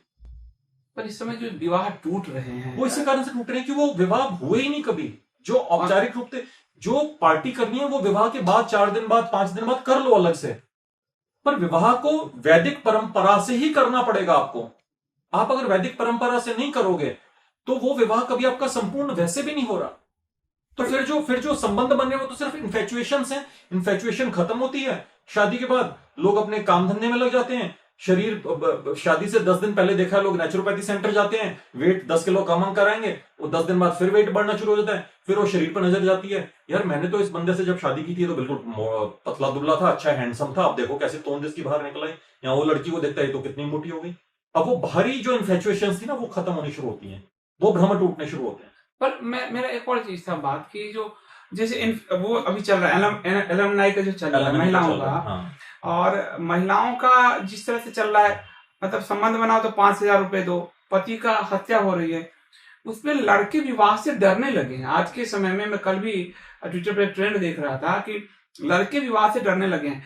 तो परिवार के संस्कारों में क्या गड़बड़ी आई है कि बेटियों का ऐसा संस्कार किस तरह से डाला जा रहा है? ये एक बड़ी समस्या है, क्योंकि परिवार का केंद्र महिलाएं होती थी और आज उस केंद्र को हिला दिया गया है। वेस्टर्न कल्चर से हो, फिल्मों के कल्चर से हो, रील कल्चर से हो, उस पूरे को हिला दिया गया पूरी तरह से। तो परिवार के आधार नींव को ही हिला दिया गया है। तो आपको क्या लग रहा है कि ये क्या भविष्य, भारत में परिवार बचेंगे, लग रहा है आपको? यही चीज बहुत बार संदीप जी, कई बार चर्चा हुई इस पर कि जो ये हो रहा है, ऐसा नहीं कि सिर्फ लड़कियां एलिमनी मांग रही, लड़के भी मांग रहे हैं, लड़के भी इक्वली डिमांड करते हैं कि तेरे उस समय दहेज होता था। हाँ, उस समय अब वो धीरे धीरे वो अब एलिमनी में अब दूसरा हो गया, वो उल्टी साइड पे जाना शुरू हो गया। उल्टी हो गई। तो ये चीजें ना, जो राइट्स की, अधिकारों की बात की जाती है, जब आपका प्रेम होता है, जब आपका संबंध होता है, फिर अधिकार नहीं, फिर कर्तव्यों की बात की जाती है कि परिवार के प्रति मेरा क्या कर्तव्य है। अब क्या हो गया, अब परिवार में, मतलब मैं ऐसा नहीं जेंडर इनइक्वालिटी की बात नहीं कर रहा, परंतु लोगों ने ये कहना शुरू कर दिया कि लड़का पैसा कमा रहा तो पूरे परिवार का, लड़की पैसा कमा रही तो उसका। ये हो रहा है। इस चीज को भी दिमाग से निकालना पड़ेगा। परिवार जब चल रहा है तो एक गाड़ी की तरह जो 4 पहियों पे चल रहा है, या एक साइकिल की तरह जो 2 पहियों पे चल रहा है। एक भी टायर अगर पंक्चर होगा तो गाड़ी आगे नहीं बढ़ेगी, आपको मिलकर जिम्मेवारियां उठानी पड़ेंगी। अब जब आप सेल्फ सेंट्रिक हो जाओगे कि मेरे तो फ्रेंड्स वहां जा रहे हैं, मैं तो उनके साथ वहां जा रहा हूं, अब लड़की कहती है मेरे फ्रेंड्स तो फला जगह जा रहे हैं, मैं उनके साथ वहां जा रही हूँ, आपका परिवार के प्रति वही नहीं हो रहा। प्लस फिर जो इन लॉज का इंटरफेरेंस होने लग गया, चाहे वो लड़के के इन लॉज हैं चाहे लड़कियों के इन लॉज हैं, क्योंकि हमने उनकी शब्द ही इन लॉ कर दिया, हमने तो कानूनी एग्रीमेंट बना दिया विवाह को। वो कानूनी एग्रीमेंट कभी था ही नहीं, वो तो प्रेम का संबंध था, वो 2 परिवारों का प्रेम का संबंध था। हमने प्रेम के संबंध को तो खत्म ही कर दिया ना, कि आपस में परिवारों में प्रेम हो, आपस में परिवारों में संबंध हो, हमने उनको तो खत्म ही कर दिया। तो जब ये चीजें होती चली जाएंगी तो लोग इतने सेल्फ सेंट्रिक तो पहले ही हो गए हैं, तो एक दूसरे से फिर वो एग्रीमेंट से जुड़े हुए हैं कि तुमने इस एग्रीमेंट का उल्लंघन किया, अब मैं इस एग्रीमेंट का उल्लंघन करूंगी, अब तुमने फला जगह इतने पैसे नहीं दिए, अब मैं तो इस चीज के पैसे लूंगी। तो ये सोचो, ये देह व्यापारी तो हो गया। अगर 5,000 रुपए आप ले रहे हो तो पूरी तरह से ये तो देह व्यापार हो गया। ये पारिवारिक संबंध कहाँ रहा, ये रिश्तेदार कहाँ रहा? और जो बंदा इसको कोर्ट में जाकर बोल रहा है वो भी तो अपने आप को एक्सपोज कर रहा है कि मेरे परिवार में क्या हो रहा है। तो आपका परिवार रही नहीं, क्या आपका परिवार रील की तरह सोशल मीडिया पे मजाक का कारण बन गया। और उसमें एक चीज और स्वामी जी, जो इस दौर में और हमने देखा है कि जो कानून बने हैं वो भी अगर देखिए तो परिवार तोड़ने वाले कानून बने हैं।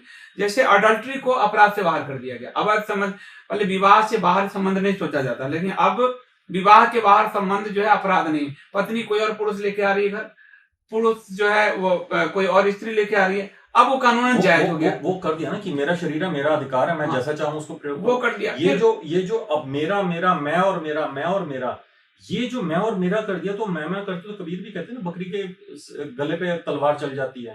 तो एक तो ये किया, दूसरा इन्होंने ये किया कि जैसे कहा कि कोर्ट का एक और फैसला है कि अगर आपके बॉयफ्रेंड से अगर बच्चा जन्म लेता है तो भी पति का ही माना जाएगा, खर्चा पति उठाएगा। ये तो एक तरह से आपको लग नहीं रहा कि कानून बनाकर अब संस्कृति को बढ़ाया जा रहा है? समलैंगिकता पहले अपराध था, अब अपराध नहीं है, क्योंकि हम वेस्ट को फॉलो कर रहे हैं। हमने कानून में बनाने के लिए भी, जहां हमें चाणक्य नीति पढ़नी चाहिए थी, जहां कौटिल्य अर्थशास्त्र पढ़ना चाहिए था, जहां हमें मनुस्मृति पढ़नी चाहिए थी, जहां हमें अपने शास्त्र ग्रंथ पढ़ने चाहिए थे, हम उनको ना पढ़ के हम वेस्ट में जो चीजें लिखी हुई हैं हम उनको कॉपी पेस्ट कर रहे हैं। हमने संविधान में उनको कॉपी पेस्ट किया, हमने कानून में उनको कॉपी पेस्ट किया, आईपीसी सीआरपीसी में कॉपी पेस्ट किया। अब अगर उसको बीएनएस किया तो समान नागरिक उसका वो लाए, तो ये भारतीय न्याय संहिता लाए, उसमें भी हमने बहुत सारी चीजें कॉपी पेस्ट की हुई हैं। आप जब तक वेस्ट को कॉपी पेस्ट करते रहेंगे, आप अपनी रिसर्चेस खुद नहीं करेंगे। और होता क्या है संदीप जी, हमारे भारत में एक घटना घटती है, वेस्ट की यूनिवर्सिटीज उस पर रिसर्च करती हैं और उस पर रिसर्च करके इंडिया को टैग दे देती हैं, India is the rape capital of the world, India is a casteist capital, यहाँ पे कास्टिज्म बहुत है, ये बहुत है।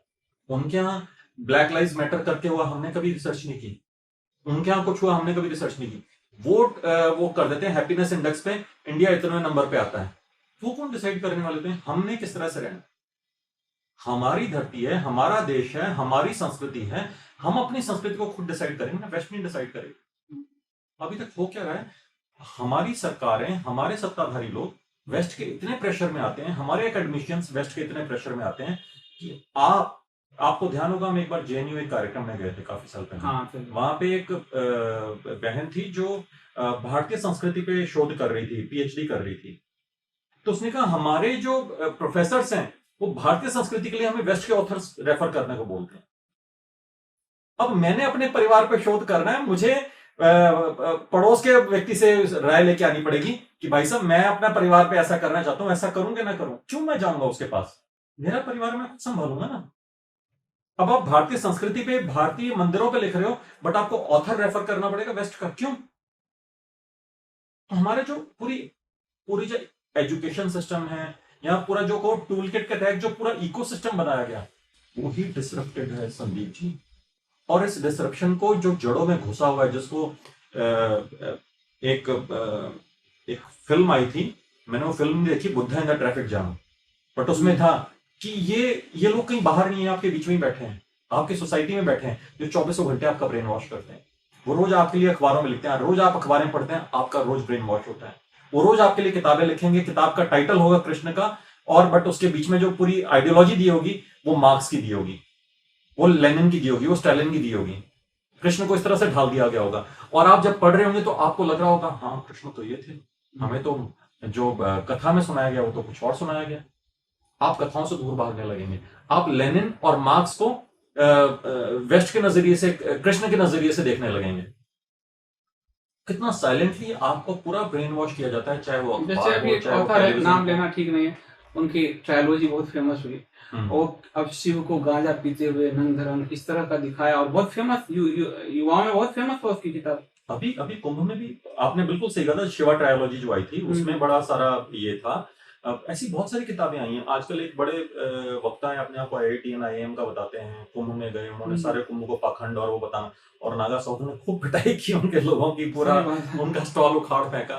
तो आजकल बड़ा अब ये थोड़ी बहुत आंखें खुल रही हैं, परंतु इस पे ना हर घर में काम होना जरूरी है, हर जगह पे काम होना जरूरी है, हर घर में काम होना जरूरी है। ये बहुत अच्छी बात आपने कही। मैं लास्ट के 2 क्वेश्चन और लेता हूं। एक कि जो साधु समाज है, संत समाज है, पहले के समय में राम थे तो वशिष्ठ उनको गाइड करते थे, विश्वामित्र गाइड करते थे, कृष्ण को संदीपन मुनि गाइड करते थे, समाज में भी वो था। पर आज के कथावाचक, आज के जो साधु संत हैं, अगर आप उनको ध्यान से सुनिए, अगर वो खुद ही धर्म के विरोध में बोल रहे हैं। एक तरह से देखा जाए, जिसको गाइड करना था समाज को, वो समाज के तोड़ने वालों के सहायक है। वो दुबई जाता है, वो किसी शेख के उस पे जाता है, और वो वहां से इस तरह की कल्चर करता है, वो खुद ही लेविश लाइफ जीता है, और वो भारतीय संस्कृति, भारत के राम और कृष्ण की, जो राम और कृष्ण की छवि है, उसके उलट उसको पेश करता है। वो रावण का महिमा वर्णन करता है, फिल्मी गानों वो रावण का महिमा वर्णन करने लगता है। तो ये धर्म गुरुओं की जो जिम्मेदारी है, कौन तय करेगा? देखिए, मैं ना एक बार एक टीवी डिबेट हो रही थी, मैंने उस पर बोला कि धर्म गुरुओं की डेफिनेशन क्या है। आप टेलीविजन पे आप जैसे बैठेंगे देखेंगे, किसी ने सफेद कुर्ता पजामा पहन के तिलक लगा के बैठ गया, आप उसको उसके नाम के आगे टाइटल धर्मगुरु लिख देते हैं। कोई योगासन करने वाला योगाचार्य, आप उसके नाम के आगे धर्मगुरु लिख देते हैं। कोई भविष्य वक्ता एस्ट्रोलॉजी वाला है, ज्योतिषाचार्य है, आप उसके नाम के आगे धर्मगुरु लिख देते हैं। कोई संस्कृत का आचार्य है, आप उसके नाम के आगे धर्मगुरु लिख देते हैं। धर्मगुरु की डेफिनेशन क्या है? क्या वो कथावाचक है? क्या वो योगाचार्य है? क्या वो ज्योतिष है? मतलब ये ऐसा हो गया कि अंग्रेजी आती है तो चाहे वो हिस्ट्री का टीचर हो, चाहे वो केमिस्ट्री का हो, चाहे वो बायोलॉजी का हो, चाहे वो बॉटनी का हो, चाहे वो फिजिक्स का हो, चाहे वो बायोकेमिस्ट्री पढ़ाता हो, वो सब एक ही कैटेगरी में आ गए, सब अंग्रेज हो गए। सब अंग्रेज हो गए। ऐसा नहीं है ना। संस्कृत एक भाषा है। आप संस्कृत में आप ज्योतिष पढ़ रहे हैं तो वो धर्माचार्य नहीं हो गया। अब संस्कृत में आप योग सूत्र पढ़ रहे हैं तो आप धर्माचार्य नहीं हो गए। तो ऐसी कथावाचक सिर्फ एक कथा वाच रहा है। कथा वाचना तो हमारे स्कूल में रामायण और महाभारत तो मेरे कोर्स में थी, बिल्कुल। 5वीं और 6ठी और 7वीं में। हमारे टाइम तो महाभारत और रामायण तो संदीप जी हमारे कोर्स में होती थी। ये तो बाद में ये भगवाकरण और शिक्षा का भगवाकरण और वो करके जो विपक्षी दल थे उन्होंने हटवा दिए। हमने तो अपने स्कूल में पढ़ी है। हमें तो बचपन से राम कथा और भागवत कथा आती थी, कृष्ण कथा आती थी। कौन सा भारत का ऐसा बच्चा है जिसने, मेरे स्पेशली जो 60, 70 और 80 के दशक में बच्चे पैदा हुए होंगे जिन्होंने अपने दादा दादी के साथ बैठ के रात को कहानियां सुनी, मुझे लगता है ऐसा एक भी बच्चा होगा जिसको राम और कृष्ण की कहानी नहीं पता होगी। सबको पता है। तो कथा वाचना बहुत आसान है। उसके आगे हो जाता है प्रोपेगेंडा, कि किस एजेंडा को लेकर आप कथा कर रहे हो, आप किस प्लेटफॉर्म पे कथा कर रहे हो, आप किस ऑडियंस को सर्व कर रहे हो, अब उस ऑडियंस के हिसाब से क्या परोसना है आपने, अब उस ऑडियंस के हिसाब से कितना माल आएगा आपकी जेब में, उस ऑडियंस के हिसाब से कितनी बड़ी गाड़ी आएगी आपके पास, उस ऑडियंस के हिसाब से कितना बड़ा आश्रम बनेगा आपका भारत में वेस्ट में करने के बाद, उस ऑडियंस के हिसाब से कितना बड़ा आपकी वाहवाही होगी। सारी तो विषय है, सारी तो लालसा है, सारा तो लोभ है, सारा तो वही, यही तो वासना है। आप दुनिया को वासना से परे जाते जाते जाते जाते आप खुद, मैं ऐसा नहीं कहता धन कमाना बुरा है, पर धन को किस दिशा में लेकर जाना है। हमारे तो देवी देवता भी हीरे जवाहरात से लदे हुए थे। हम वो उस संस्कृति से नहीं आते जहां पे हमारे देवी देवता फक्कड़ हो, फकीर हो, पर उसके बावजूद भी हमारी संस्कृति कहती है तेन तक्तेन भुंजिता मां गृध कस्य स्वधनम, ये धन किसका है, ये धन ईश्वर का है, क अस्य स्वधनम, the resources belong to god. ये तो हमारी संस्कृति कहती है। हमारे यहाँ जो मंदिर थे वो संस्कृति के केंद्र थे। आज वो संस्कृति के केंद्र नहीं बन गए, आज बच्चे जाते नहीं और सरकार का कब्जा है मंदिरों पे। जबकि हर मंदिर से होना चाहिए। आपकी गली मोहल्ले का मंदिर भी है, उधर योगासन होने चाहिए, वहां पे बच्चों को संस्कृति के पाठ पढ़ाए जाने चाहिए, वहां पे बच्चों की क्लासेस होनी चाहिए उनकी छुट्टियों के दिनों में, उनको वैल्यू एजुकेशन दी जानी चाहिए। जो परिवार के बुजुर्ग हैं उनको एक टाइम दिया जाना चाहिए ताकि बुजुर्गों और बच्चों के बीच का भेद खत्म हो सके। ये सोसाइटी सिर्फ मैं और मेरा, मैं अपने पोतों को लेकर जाऊंगा, मैं सिर्फ एक बच्चे को पैदा करूंगा या उसको भी नहीं करूंगा, मैं शादी करूंगा या नहीं करूंगा। आने वाला समय जो इतना, मतलब मैं ये नहीं कह रहा मैं भविष्य रखता हूं, पर मैं एक बड़ी सिंपल सी बात करता हूं, एक वेस्ट के उसी की लेता हूं, फिलोसोफर की, मैस्लो की। मैस्लो थ्योरी तो सबने पढ़ी होगी, आपने भी अपने स्कूल कॉलेज में पढ़ी होगी मैस्लो थ्योरी, इमोशंस की, इमोशनल जो नीड्स होती हैं बच्चे की। तो बच्चे की भी जो इमोशनल नीड्स है, मैस्लो का जो पिरामिड स्ट्रक्चर बनता था सोसाइटी का, तो बच्चे की भी जो नीड्स हैं, बच्चे को सिबलिंग्स चाहिए, अपने भाई बहन चाहिए, अपने दोस्त चाहिए, बच्चे को अपने रिश्तेदार चाहिए।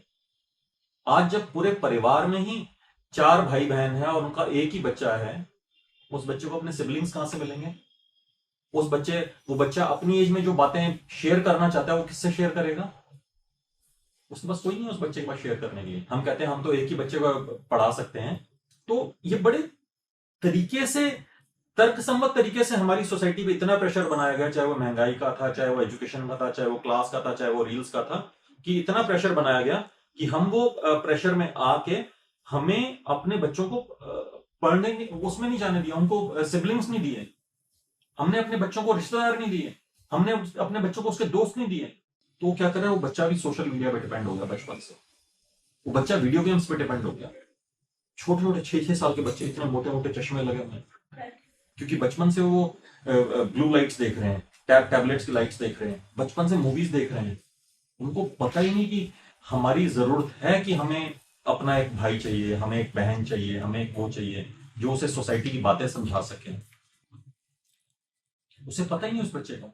तो स्वामी जी, मेरा अंतिम प्रश्न है, और ये कथावाचक अपनी जिम्मेदारी कब समझेंगे? क्या वो बुर्ज खलीफा देखते ही कथा करेंगे, या भारतीय परिवार व्यवस्था को बनाए रखने के लिए भी वो प्रयास करेंगे? मुझे ज्यादातर कथावाचकों का अली मौला, ये सारा पश्चिम के नरेशंस को यहाँ जो है पुश कर रहे हैं। भारतीय परिवार व्यवस्था से ऐसा लगता है जैसे कथावाचक कटे हुए पश्चिम का नहीं, मिडिल ईस्ट का भी, मिडिल ईस्ट का पूरा बुर्ज खलीफा, वही मैंने कहा मिडिल ईस्ट का। अभी एक कथावाचक गए हैं, वो अबू अब्दुल्ला, जो पाकिस्तान ISI का एजेंट उसको कहा जाता है, उनका वो आतिथ्य स्वीकार करके आए। वो वहां पर उनको डेजर्ट सफारी करा रहा है। तो वो तो वही चीजें यहाँ लाएंगे। तो भारतीय परिवार व्यवस्था को बचाए रखने में, बनाए रखने में इन कथावाचकों की भूमिका कुछ होगी, या फिर जो चल रहा है चलता रहेगा? मुझे संदीप जी इसमें दोनों ही पक्ष दिखते हैं। एक तो ये दिखता है कि हमें अपने विवेक से जागृत होना पड़ेगा, बिन सत्संग विवेक ना हुई और राम कृपा बिन सुलभ ना सोई, कि इन कथावाचकों को सत्संग चाहिए, सत्य का संग चाहिए, कि ये भी अंदर से जागृत हो पाए, तभी राम की कृपा होगी। राम कृपा बिन सुलभ ना सोई, इनको भी सत्संग चाहिए कि ये इनको भी पता लगे, इनको भी समय समय पर कोई आए खड़काए कि भाई धूल ज्यादा चढ़ी है, थोड़ी धूल उतारो। किसी कपड़े को सोफे पे ज्यादा धूल लग जाए तो सोफे को एक बार जोर से बजाना पड़ता है ना, इनको भी एक बार बजाने की जरूरत है। ये कौन बजाएगा? पत्रकार कौन बजाएगा? ये सबकी जिम्मेवारी है, पत्रकार की जिम्मेवारी भी है, जो आजकल सामने माइक लेकर खड़े होते हैं, जिन कथावाचकों की मीम्स बन जाती हैं, उन माइक वालों की जिम्मेवारी भी है। अच्छे से समाज को खड़काना चाहिए माइक लेके एक एक व्यक्ति को। सोशल मीडिया की जो रील्स हैं उसकी जिम्मेवारी ये है, नंगापन दिखाना नहीं है अपने बच्चों के सामने। पर वो तो ट्रोलर आर्मी छोड़ देते हैं, मैं तो देखता हूँ। ट्रोलर आर्मी छोड़ते हैं, छोड़ने दो। ये भी पूरी आर्मी एक बनानी पड़ेगी अपने सनातन संस्कृति को बचाने के लिए, ये भी है। अब मैं इसका दूसरा पक्ष बताऊं, अगर दलदल में कोई फंस गया है, उसको निकालने के लिए दलदल में एक पैर तो रखना पड़ेगा। अगर कोई दलदल में है और वो गलत रास्ते पे जा रहा है, तो उसको निकालने के लिए एक पैर तो रखना पड़ेगा। गंदगी से निकालने के लिए गंदगी में पांव तो रखना पड़ेगा।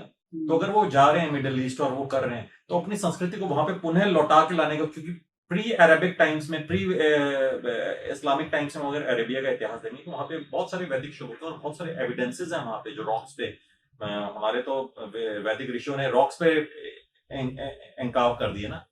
तो अगर आप सर्च करेंगे तो बहुत सारी ऐसे भी वहां पे वो हैं। अब उनको भी जगाने के लिए तो उनके बीच में कीचड़ में तो उतरना ही पड़ेगा ना। तो वो उनको जगा नहीं रहे। मैं वहां जब देख रहा हूँ, वो आपने ये बात ठीक कहा, पर वो जगाने वाले विद्वान ज्ञानी होने चाहिए। ये ज्ञानी बिल्कुल नहीं है, क्योंकि तो वहां का अली मौला या हुसैन आके वहां की चीजें यहाँ सिखाने लगते हैं, हमारे हिंदुओं को सिखाने लगते हैं। वो कह रहे हैं इसीलिए अब जो है, ये जो सोशल मीडिया की जिम्मेवारी है, जो क्रिएटर्स की जिम्मेवारी है, जो सोशल मीडिया आर्मी की जिम्मेवारी है, वो यही है कि इनको जाकर जगाए, इनको समय समय पर चेताए, ताकि एक जनमानस, एक समाज वो जागृत हो सके। जैसे मैं आपको उदाहरण देता हूँ, एक कथावाचक है, वो कह रहे थे मैं चाहता हूं कि इस्लाम का पूरा विकास हो, उनकी शिक्षा पे। अरे जजमान तो मेरी जेब में रहते हैं, इस कथा से जितने पैसे आएंगे मैं इस्लाम पे खर्च करूंगा, ये कथावाचक बोल रहा है। तो वो वहां सुधारने नहीं गया है, वो वहां का आइडियोलॉजी लेके ऐसे लोगों को सोशल मीडिया के थ्रू एक्सपोज करना चाहिए ताकि मासेस तक पहुंचे कि देखिए, जिनकी आप पूजा कर रहे हैं, जिनके चरण धो धो के पी रहे हैं, जिनके आने पे आप पूरे लंबे लंबे लेट जाते हैं, दंडवत करते हैं, आप देखिए इनका यथार्थ क्या है। तो यथार्थ जब तक जनमानस के पास नहीं, एक ऐसे भगवा पहनते थे, अब नहीं है वो इस समाज में, देहांत हो गया उनका। एक बार उन्होंने मुझे अपने कार्यक्रम में बुलाया, तो उन्होंने जब मैंने अपना वक्तव्य दिया, लोटस टेम्पल के ऑडिटोरियम, एक छोटा सा ऑडिटोरियम था, उसके नीचे लोटस टेम्पल के नीचे वहां पे एक कार्यक्रम किया था। तो उन्होंने बाद में आकर ऐसे बोलना शुरू किया कि मुझे दुख है कि मैं ऐसी संस्कृति से आता हूं कि जहां पे राम और कृष्ण के हाथ में हथियार हैं और वो उस संस्कृति का वो करते हैं। और उन्होंने कहा एक वो संस्कृति है जो सलाम वालेकुम करती है कि आप सलामत रहें, और बदले में आता है वालेकुम अस्सलाम कि आप भी सलामत रहें। मैं उस संस्कृति का, तो मुझसे रहा नहीं गया, मैं खड़ा हो गया। मैंने कहा स्वामी जी, सबसे पहले तो भगवा उतारिए आप। ये भगवा, ये 20 साल पहले की बात है। मैंने गुरुदेव को बताई, मुझे लगा मेरे गुरुदेव नाराज होंगे। महाराज ने कहा बहुत सही किया तुमने, ऐसे ही करना चाहिए। मैं कहा सबसे पहले तो आप भगवा उतारिए, आप इसको पहनने का अधिकारी नहीं है। दूसरी बात, अगर आपको शर्म आती है तो आप जरा इतिहास खोलकर देख लीजिए कि जो इन्होंने सलामती की बात की, सबसे ज्यादा हत्याएं और उन्होंने की, हत्याएं और अत्याचार उन्होंने किए, या जिन्होंने सिर्फ सेल्फ डिफेंस के लिए उठाए। मैं कहा इन्होंने तो कितने वर्ष तक, 30 वर्ष तक सिर्फ शांति का प्रयास की। जब शांति नहीं हुई फिर युद्ध हुआ। मैं कहा भगवान राम ने भी पहले शांति दूत भेजे अपने। अंगद गया, कितने लोग गए, अंगद जाके अपना पांव गाड़ा, हनुमान गए, उन्होंने कहा कि मां सीता को वापस भेज दो। अंगद गए, उन्होंने कहा अपना पांव गाड़ के कि मैं इतने उससे कह रहा हूं। विश्वास से कह रहा हूं कि मां सीता को वापस भेज दो, नहीं तो अच्छा नहीं होगा। कितने शांति प्रस्ताव भेजे। आप शांति प्रस्ताव वालों की बात करते हैं जो सिर्फ एक एक एक नैरेटिव बना के कि वहां पे तो वो हैं केमिकल वेपन्स हैं, ये कह के पूरा देश को खत्म कर देते हैं, मिसाइल्स दाग देते हैं। आप ऐसी संस्कृति को मानते हैं? मैं शर्म आती है कि आप जैसे लोग भगवा पहनते हैं इस देश में और हिंदुत्व का विरोध करते हैं, सनातन का विरोध करते हैं। मैं कहा आंखें खोलिए, अभी भी समय है। भगवान ने मंजूर नहीं थे ऐसे लोग, भगवान को भी पसंद नहीं थे ऐसे लोग गलत प्रचार करें। चलेगी। तो ये थे हमारे साथ स्वामी विशालानंद जी, और विशालानंद जी दिव्य ज्योति जागृति संस्थान से हैं और आशुतोष महाराज जी के शिष्य हैं, और उस संस्था में काफी कुछ सिखाया जाता है। जैसे मैंने आपको बताया कि विशालानंद जी ने तिहाड़ जेल में पूरा प्रोजेक्ट चलता था। तिहाड़ जेल के कैदियों के जीवन में आध्यात्मिकता को लाने का उस प्रोजेक्ट को संभालते थे विशालानंद जी, और हम तब से उनको जानते हैं। तो इसीलिए मुझे लगा कि जो लोग कैदियों के जीवन में, बुक पे लिखी थी आपने? हाँ, और मैंने आशुतोष महाराज जी पर एक पुस्तक लिखी थी, महायोगी का महारहस्य। तो इस संस्था से मेरा जुड़ाव रहा है, और तो मुझे लगा कि जो लोग कैदियों के जीवन में बदलाव ला रहे हैं, वो आज जो अब एक रील कल्चर, अब संस्कृति का दौर चला आया, जहां एक माँ रील का विरोध करने पर या रील में अभद्रता, नग्नता वाले कपड़े का विरोध करने पे अपने 15 साल के बेटे को मार देती है, जहां एक पत्नी अपने पति के कितने टुकड़े करती है और फिर प्रेमी के साथ हनीमून मनाने जाती है, जहां एक पत्नी कहती है अगर मेरे साथ संबंध बनाना है तो पर रात आप 5,000 रुपए दो, और जहां एक अलुमनाई का पूरा एक जो है एक कल्चर डेवलप हो गया है कि विवाह कीजिए, 2 महीने 4 महीने, एक साल बाद, और फिर पैसे लीजिए। उस समाज को, उस अपसंस्कृति को सुधारने के लिए मुझे लगा कि एक साधु समाज से ही एक पहल होनी चाहिए, और इसलिए मैंने विशालानंद जी को बुलाया, और अंत में मैंने उनसे ये भी पूछा कि साधु समाज इस समय कहाँ है, और उन्होंने बताया कि कैसे साधु समाज जो खुद ही उस अपसंस्कृतियों से घिरे हैं, उनसे बहुत कम उम्मीद है। लेकिन ये जवाबदेही पत्रकारों को, लेखकों को, समाज सुधारकों को और आपको सोशल मीडिया वॉरियर्स को लेनी होगी, और स्वामी जी आप सबको भी लेनी होगी खुल के, सभी कथावाचकों को, और सबको लेनी होगी। तो आप आज इंडिया स्पीक्स डेली पर पधारे स्वामी जी, आपका बहुत बहुत धन्यवाद संदीप जी। और आज अकस्मात आपसे भेंट भी हुई है, और इसी बहाने आपने चल लगे हाथ नहीं मुझे लगा कि पॉडकास्ट भी कर दिया। हाँ, पॉडकास्ट कर लिया। मुझे लगा कमाल की बात है कि हम ऐसी चर्चा करने बैठे थे, आपने कहा चलो माइक और लगा दो, क्योंकि अभी मंथन चल रहा है मेरे अंदर कि समाज किस दिशा में जा रहा है, और बहुत बुरा समय सा मुझे लग रहा है। माँ बच्चे को की हत्या कर गई, बड़ा मतलब विचलित करने वाली बात है, और पत्नी पति के 15 टुकड़े करे। तो ऐसे में मुझे लगता है कि आध्यात्मिक जगत से एक पहल होनी चाहिए, और जीवन में आध्यात्मिकता का विकास जो है, इसकी भी एक लहर चलनी चाहिए, वरना बहुत कुछ छिन्न भिन्न हो जाएगा। आध्यात्मिकता ही जीवन का आधार है। अगर आध्यात्मिकता नहीं होगी तो संसार तो बिल्कुल बिखर जाएगा। ये वो सूत्र है, एक धागा है ना जो दिखता नहीं, परंतु सारे मोतियों को एक माला में पे रोके रखता है। तो ये वो धागा है आध्यात्मिकता, जो सबके भीतर रहती है और सबको एक सूत्र में बांध के रखती है, परंतु दिखती नहीं है, परंतु सबको संगठित रखती है, परिवारों को, समाज को, पूरे राष्ट्रों को जोड़कर रखती है। तो ये आध्यात्मिकता, ये चेतना जब तक रहेगी, ये चेतना ही जो नजर नहीं आती, परंतु सबको एक सूत्र से संगठित करके रखती है। और यही है जो सबको समान मंत्र का हमारे शास्त्रों में कहा गया ना, समान मंत्रो समिति समानम, जो समानता प्रदान करती है वो ये आध्यात्मिकता ही है। जो संगच्छध्वम की भाव जो हमारे शास्त्रों में कहा गया, संगच्छध्वम संवदध्वम, वो आध्यात्मिकता ही है। तो ये सबके अंदर है, सबको अंतर जगत में उतरना पड़ेगा, अपने अंदर जानना पड़ेगा, और इसी से ठहराव आएगा। इसी से आप पूंजीपतियों का चारा बनने से बच सकते हैं। इसी से आप समाज में परिवर्तन ला सकते हैं। आमूलचूल परिवर्तन, बदलाव अगर आ सकता है, वो आध्यात्मिक ज्ञान के द्वारा ही आ सकता है, उसके बिना नहीं आ सकता। बहुत बहुत धन्यवाद स्वामी जी। और ये आपने ठीक कहा, अध्यात्म ही हमें जोड़ती है, और इस अध्यात्म को घर घर, व्यक्ति व्यक्ति तक पहुंचाने की आवश्यकता है। बहुत बहुत धन्यवाद स्वामी। धन्यवाद।